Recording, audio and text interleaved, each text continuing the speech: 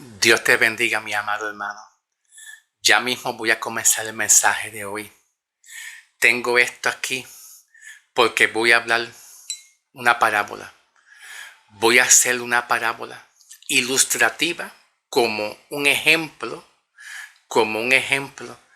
de acuerdo al mensaje que yo voy a hacer en Colosenses capítulo 3, versículos 9 y 10.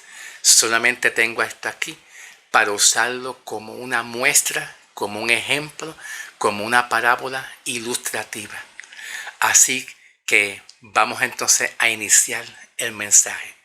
Comencemos. Colosenses capítulo 3, del 1 hasta el 10. Voy a estar enfatizando el versículo 9 y el 10. Pero también voy a estar enfatizando el mismo capítulo 3 y el versículo 3, cuando Pablo escribe diciendo, porque ustedes han muerto y sus vidas están escondidas en Cristo. Vamos a investigar qué significa la palabra muerto. La palabra muerto es un sustantivo, gramaticalmente, pero que cumple con la función de un verbo, porque tiene que ver con una acción de hacer morir. Aquí vemos dos verbos, que es el verbo hacer y el verbo morir.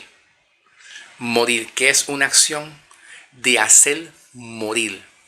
Ahora, la pregunta es la siguiente. ¿Acaso Pablo está diciendo que nosotros muramos como si nosotros estemos enterrados en la tierra y ya morimos y no existimos? Bueno, no de esa forma. Pablo usa analogías, tipologías, figuras, metáforas en muchas de sus cartas. Por lo tanto, aquí el verbo hacer morir, Pablo la usa como una metáfora y una comparación en el sentido de cuando una persona muere, ya no existe. Murió y lo enterraron. Y la persona que muere ya no vive. Al no vivir, pues no realiza ninguna actividad como antes lo hacía. Si la persona antes cantaba, ya la persona murió y no vive para cantar. Si la persona antes hacía ejercicio, pues ya la persona no vive para hacer ejercicio, sino que murió.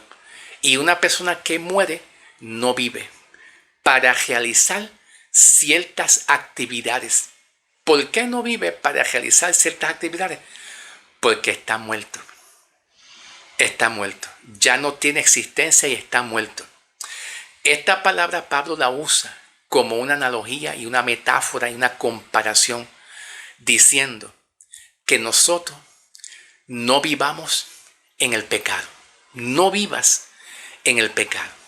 Y vivir en el pecado es como tratar de identificarnos con el hombre viejo y hacia el hombre viejo. Repito, vivir en pecado, ¿verdad? Que el pecado viva en nosotros como una acción continua. Es como si nosotros nos identificamos o nos identificaríamos con el hombre viejo, que es el hombre que le gusta mucho vivir en el pecado sin Cristo y sin salvación. La idea de Pablo es que nosotros no nos identifiquemos con el hombre viejo, en la cual le gusta, número uno, vivir en el pecado de una manera continua. La idea de Pablo es que nosotros nos identifiquemos con el nuevo hombre que somos, porque ya Cristo ha puesto una nueva naturaleza. Y esa nueva naturaleza que Cristo ha puesto en nosotros, se supone que nosotros vivamos una vida transformada, transformada y diferente a lo que los pecadores viven en su viejo hombre. Por eso es que Pablo dice, hagan morir. El verbo hacer morir indicarían que el pecado hacia nosotros no nos identifiquemos como ese hombre viejo. Que el pecado no viva en nosotros, sino que lo que viva en nosotros es la naturaleza de Cristo, la nueva naturaleza de Cristo y el hombre nuevo en Cristo. Por eso dice Pablo en Gálatas, no vivo yo, Cristo vive en mí. ¿Ok? Perfecto. Estoy dándole más o menos lo que Pablo quiere decir en el capítulo 3, versículo 3. Hagan morir. Que ese viejo hombre no viva en ti, sino que tú vivas el hombre nuevo que Dios ha puesto en ti. ¿Estamos? Bien, vamos a hacer una pequeña pausa aquí, un momentito. No se me ha olvidado la parábola, porque tengo aquí, pues como te dije, la parábola y los utensilios para hacer la parábola. Y la parábola la voy a comenzar a hacer más adelante.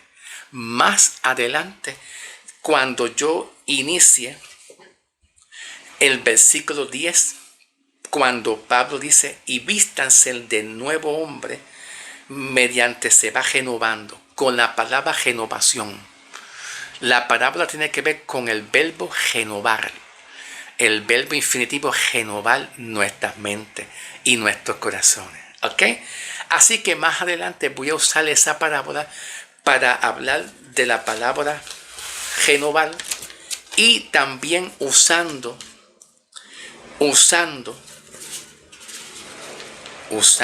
aquí el verbo renovar del griego anakaino, usando el verbo renovar que en el griego es anakaino. Vamos a trabajar con el verbo anakaino del griego, ¿ok? Para hacer un análisis, no solamente un análisis sintáctico, un análisis morfológico, o podemos decir morfosintáctico también, ¿ok?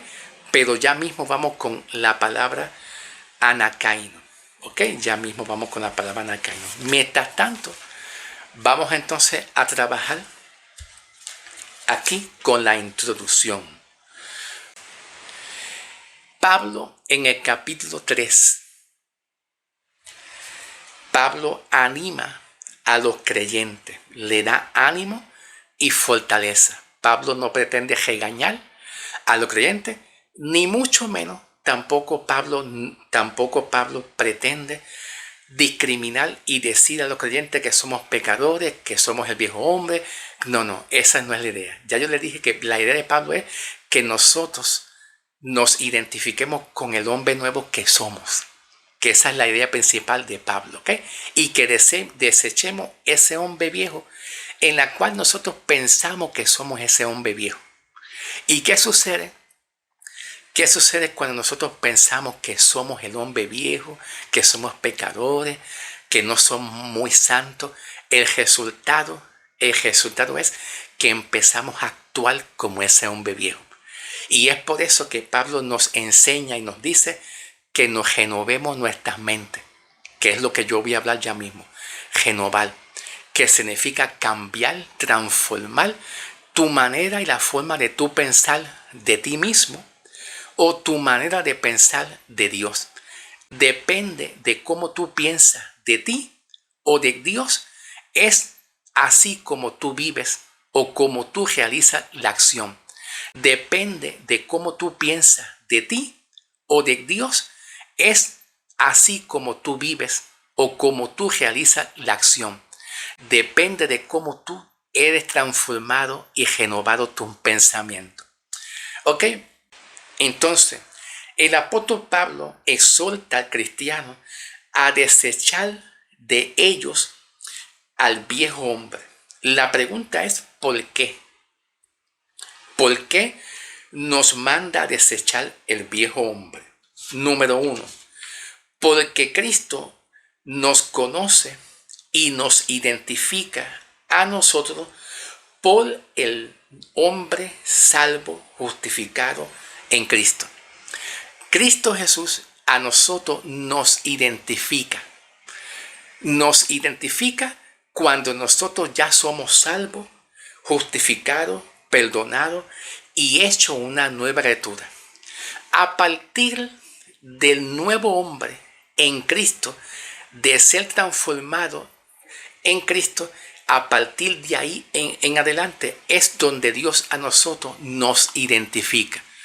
Quiero decirte que Dios a nosotros no nos identifica como el hombre viejo, pero nosotros humanamente a veces como que intentamos identificarnos con el hombre viejo por las razones de que nosotros no nos sentimos identificados con Cristo.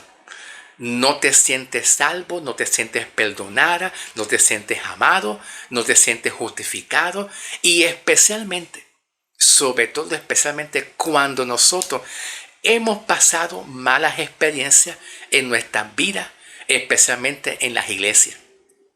Sobre todo cuando una persona que es un legalista, un religioso, un cristiano legalista y religioso, lo que pretende hacia nosotros es, número uno, tratar de cambiar nuestra identidad que nosotros somos en Cristo. Y cómo el legalista y el religioso trata e intenta cambiar la nueva naturaleza y nuestra identidad que nosotros tenemos en Cristo, pues tratando de sembrar en nosotros una creencia de que nosotros no somos salvos, de que usted necesita cumplir la ley, hacer obra, porque Dios no te salvó completamente, Dios no te perdonó completamente. El legalista trata o intenta de sembrar a nosotros un sentir y una creencia de que Dios te mire a ti con ojos de que tú no estás bien con Dios. La idea de la religiosidad y del legalismo es sembrar en nuestras mentes, en nuestros corazones, que Dios vive continuamente mirándote con enojo, mirándote tu falta, que Dios vive constantemente mirando muchos errores y que tú no estás bien con Dios y que tienes que pagar el precio. Cuando ya Cristo en la cruz pagó el precio por nuestros pecados y quitó el poder de pecado que se enseñorea del hombre. Esa es la forma como el hombre legalista y religioso quiere tratar de cambiar nuestra identidad. Y si el legalista y el religioso logra cambiar tu identidad, pues entonces el resultado que se obtiene es que tú vives conforme a la carne, te rinde, porque va a crear en ti una impotencia, una debilidad. Entonces usted comenzará a luchar y a batallar entre la carne y entre el espíritu. Tú vas a comenzar a tener una lucha interna entre la carne y el espíritu. Si tú no te sientes amado, aceptado, calificado por Dios como lo que Dios puso en ti, tomando de ejemplo lo que dice Pablo en la primera carta de Corintios 15:10, por lo menos en la versión de la Reina Valera 1960, en esa traducción, Pablo dice: por la gracia de Dios soy lo que soy. El contexto de 1 Corintios 15:10, el contexto, según la Reina Valera 1960, el contexto lo encontramos en el mismo capítulo 15, versículos 3 y 4. 3, 4 y 5, en esos versículos. Capítulo 15, versículos 3, 4 y 5, que se habla ahí de la obra de Cristo, el Evangelio, la sepultura, el perdón de pecado, la resurrección, que esa es la esencia del Evangelio. La esencia de lo que es el Evangelio. Pero entonces, como ahí se habla de la esencia de lo que es el Evangelio de Cristo, la obra de Cristo, pero entonces en el mismo capítulo 15, versículo 10, Pablo dice: lo que yo soy, lo soy por la obra de Cristo. La idea de Pablo es decir que nuestra identidad, lo que somos delante de Dios, no es por lo que otros piensan y dicen de nosotros. La idea de Pablo es que Pablo está hablando de nuestra identidad en Cristo. Lo que nosotros somos, somos por lo que Cristo hizo en nosotros. No es por lo que nadie piensa y cree de nosotros.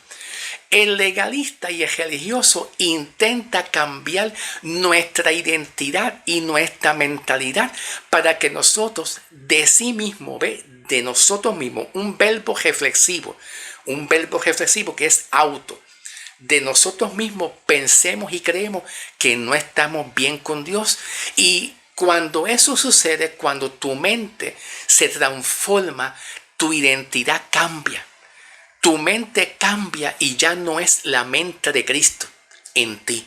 Es la mente de la carne obrando en nosotros mismos. Entonces nosotros terminamos en la carne. Terminamos la carne. Tal como Pablo lo escribe en el libro de Romanos 8, versículos 6 y 7. Por lo menos en la Reina Valera 1960 lo traduce de esta manera: en ocuparnos de la carne es muerte. Y Pablo continúa diciendo: pero en ocuparnos del Espíritu es vida y paz. ¿Qué significa eso? Fácil. Significa que si tu mente está ocupada en la carne, en el sentido de preocupaciones que tú tienes, de que tú no vives bien, que tú estás mal con Dios, que tú no mereces la gracia de Dios, que eres imperfecto, que Dios anda enojado contigo, que Dios anda persiguiéndote, mirándote todo el tiempo para ver si tú estás bien. Si tú estás en esa acción de la carne y no te concentras en la obra de Cristo, de lo que tú eres, ¿y qué tú eres? El hombre nuevo, una nueva criatura, y las cosas viejas pasaron ya. Por eso Pablo dice en el versículo 10, Colosenses 3, 10, transforma tu mente, renueva tu mente, cambia tu forma de pensar de ti misma, cómo tú piensas de ti, cómo tú piensas de ti misma, de lo que tú eres, cómo tú piensas acerca de Dios, cuál es el concepto, cuál es el autoconcepto y la autopercepción que tú tienes de ti misma, de ti mismo, cuál es el autoconcepto y el autopercepción que tú tienes acerca de Dios. ¿Cómo tú crees que tú ves a Dios en ti? Ay, yo veo a Dios enojado. Perdóname, Señor. He fallado. He pecado. Yo sé que tú me vas a castigar. Yo no merezco más tu gracia. Perdona. El resultado casi siempre es que si tú te ocupas de esa acción de la carne, terminas en la carne.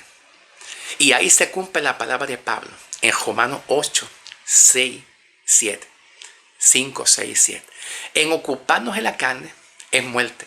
Pero si tú te ocupas de la cruz de Cristo, de lo que tú eres en el Señor, sabiendo y entendiendo que tú para Dios eres valioso, que tú para Dios eres el nuevo hombre y no eres el viejo hombre. Si tú te ocupas en renovar tu mente continuamente, cambiar tu manera de pensar que no es correcta, cámbiala a una forma de pensar de la mente de Cristo, a la forma como Cristo piensa y te ve a ti.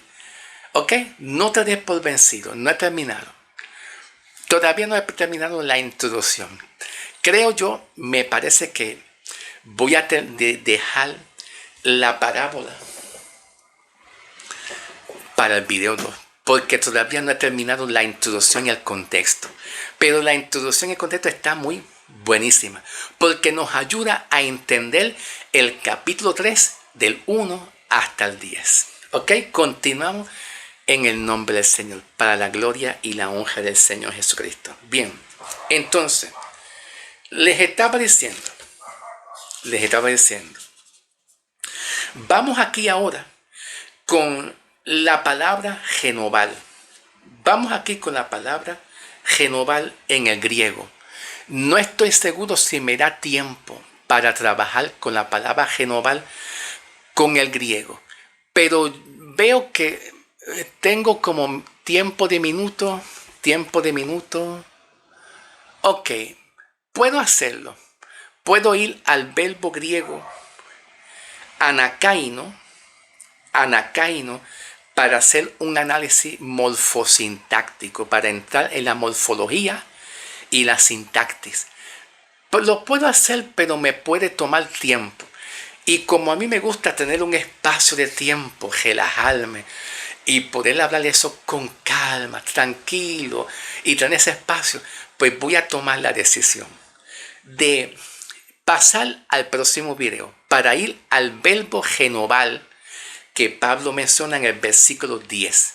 Y de ahí para adelante, entonces comenzar con la parábola, porque tiene que ver con la parábola, el verbo anakaino del griego, ¿ok? Pasemos al próximo video que va a estar excelente, siempre contando con la ayuda de Dios. Que Papá Dios me ayude, porque soy débil. Soy débil, Papito Dios. Necesito de ti, Señor. Ayúdame en el nombre de Jesús.